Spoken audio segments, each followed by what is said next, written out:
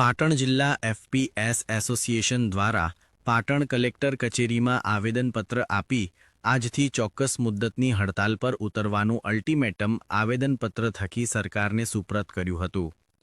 તો પાટણ જિલ્લા એફપીએસ એસોસિએશનના દુકાન સંચાલકોની પડતર માંગણીઓને લઈ ગુજરાત સરકાર સમક્ષ અનેક રજૂઆતો કરવા છતાં આજ દિન સુધી તેનું યોગ્ય અને કાયમી નિરાકરણ ન આવતા નવેમ્બર 2025ના માસનું ચલણ નહીં ભરવા અને નવેમ્બર 2025ના વિતરણથી તમામ વ્યાજબી ભાવની દુકાનના સંચાલકો હડતાલ પર ઉતરવા બાબતે જિલ્લા પુરવઠા અધિકારીને સંબોધીને આવેદનપત્ર આપ્યું હતું.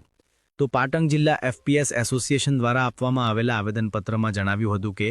પાટણ જિલ્લાના વ્યાજબી ભાવની દુકાન સંચાલકો નવેમ્બર 2025નું ચલણ નહીં ભરી વિતરણ વ્યવસ્થાથી અળગા રહેવાની સાથે વ્યાજબી ભાવના સંચાલકોની હકની માંગણીઓ છેલ્લા 1.5 વર્ષથી લેખિત તેમજ મૌખિક રજૂઆતો કરવા છતાં આજ દિન સુધી તેઓની માંગણીઓ સરકાર દ્વારા સ્વીકારવામાં આવી નથી.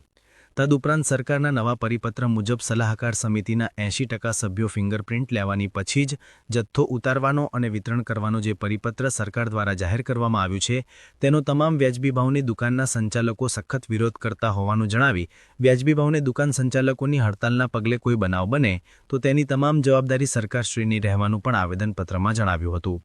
તો પાટણ જિલ્લા એફપીએસ એસોસિએશનના પ્રમુખ તળજાભાઈ લીલાભાઈ દેસાઈએ છેલ્લા 1.5 વર્ષથી વ્યાજબી ભાવના સંચાલકોની વિવિધ પડતર માંગણીઓને લઈને નવેમ્બર માસથી આ ચોક્કસ મુદ્દતની હડતાલ પર ઉતર્યા હોવાનું જણાવી સરકારના નવા પરિપત્ર મુજબ સલાહકાર સમિતિના 80% સભ્યો ફિંગરપ્રિન્ટ લેવાની પછી જ જથ્થો ઉતારવાનો અને વિતરણ કરવાના પરિપત્રનો સખત વિરોધ હોવાનું પણ તેઓએ જણાવ્યું હતું.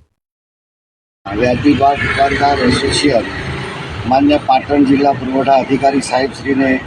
આવેદનપત્ર આપવાના છીએ. અમારી 1 થી 20 મુદ્દાની હકની અને માગણીઓ છે. છેલ્લા ઘણા સમયથી પડતર પ્રશ્નો અમારા સરકાર ઉલ્લેખ ન આપતા આજે અમારે આવેદનપત્ર આપી અને 1 નવેમ્બરથી અમે વ્યાજબી ભાવના દુકાનદારો વિતરણથી અળગા રહેવાના છીએ અને સરકારશ્રીનું અમારું કમિશન સર્વર ઘટ તેમજ ખોટા પરિપત્રો જે અશક્ય પરિપત્રો છે એવા પરિપત્રો બહાર પાડવામાં આવે અને અનુલક્ષીને આજે અમે આવેદનપત્ર આપી અને 1 નવેમ્બરથી અમે ચલણ જનરેટ કરવાના નથી, જથ્થો ઉતારવાના નથી કે વિતરણ કરવાના નથી જ્યાં સુધી અમારું પ્રશ્નના નિરાકરણ ના આવે ત્યાં સુધી.